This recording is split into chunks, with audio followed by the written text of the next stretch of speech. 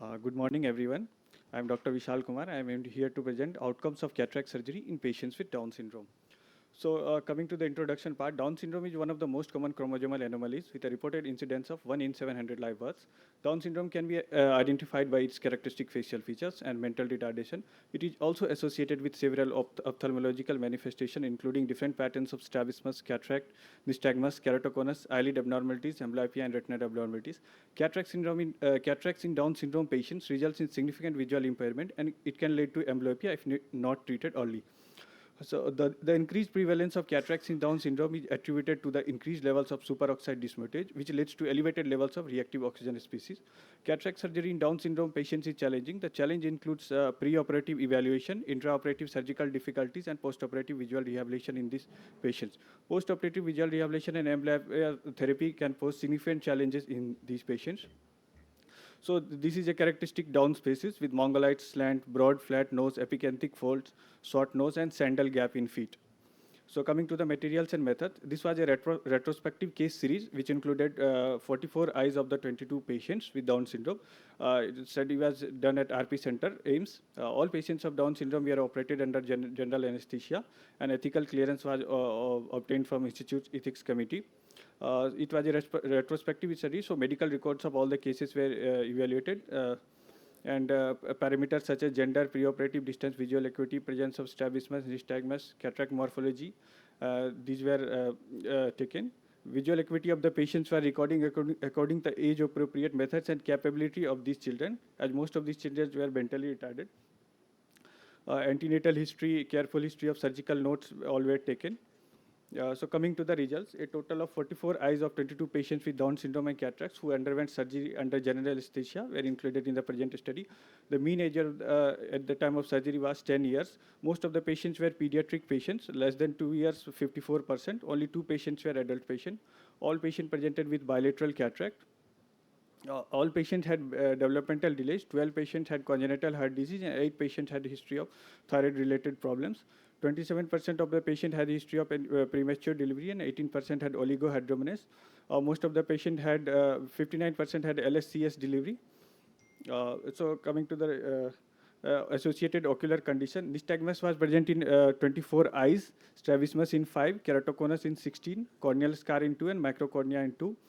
Coming to the presenting complaints of the patient, most of the patient presented with white reflex in 50% of the patient. Diminution of vision was complained by parents of 18.1% patient, abnormal eye movement in 18.1%, and inward deviation in 13.6%.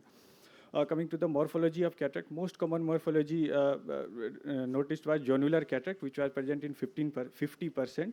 Other were total white cataract, cerulean cataract, blue dot cataract with posterior subcapsular cataract, anterior subcapsular cataract with posterior subcapsular cataract, and MSC was present in two eyes of adult patients.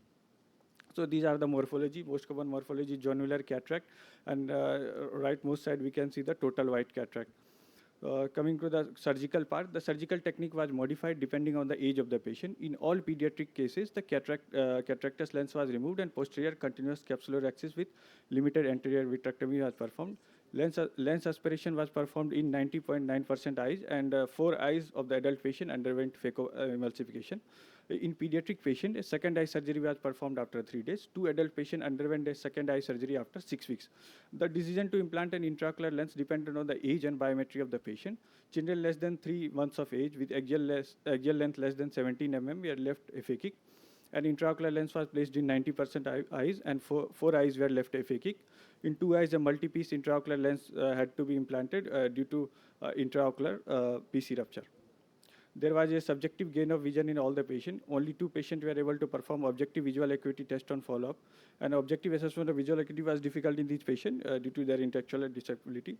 Now coming to the intraoperative finding, poor pupillary dilation was noticed in 6 eyes, thick PC plaque in 10 eyes, partially absorbed cataract, anterior and posterior fluid collapse on ASOCT was present in 4 eyes, white dot sign was present in 2 eyes, pre-existing PC defect was noticed in 1 eye, pale disc was noticed in 2 eyes. So coming to the post-operative care, all the patients were on topical moxifloxacin, prednisolone phosphate 1%. Homeotropin was started in pediatric patient, and topical tropicamide 0.5% was instilled in adult patient. So now coming to the conclusion part. So cataract surgery in Down syndrome is challenging due to associated systemic condition in this patient, and also post-operative visual rehabilitation can be challenging due to poor compliance of these patients. So and also American Academy of Pediatrics recommend ophthalmic examination within 6 months of birth in children with Down syndrome, and 1 to 2 yearly examination to detect any associated ocular pathology. Thank you.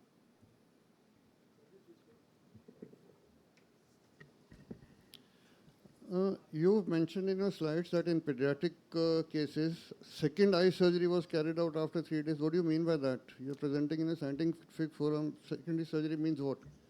You have to specify what was done. Why were all of them operated again after 3 days? That means you gave them GA again after 3 days? Sir, bilateral pediatric patient, first eye was operated on day 1, and after 3 days, this is the standard protocol which we follow at our No, you institute. didn't mention that. If you just go back to your slide. In your slide, you said you've not mentioned. Then probably I think it was not written correctly Yes, there. sir. Okay. The other thing is nice presentation. Okay. Down syndrome cases, I think all of us know, we have dealt with them. They are normally complex cases. It is very important to get a complete physical evaluation done first, pediatric consultation, Yes. genetic consultation, and ultimately then they come to us. And more important than the surgical part he has done, more important than that is the follow-up part to ensure that if amblyopia is there, it is corrected or you prevent amblyopia from Most developing. of the patients are lost to So, follow-up. but nice long series you have, good. Thank you, sir.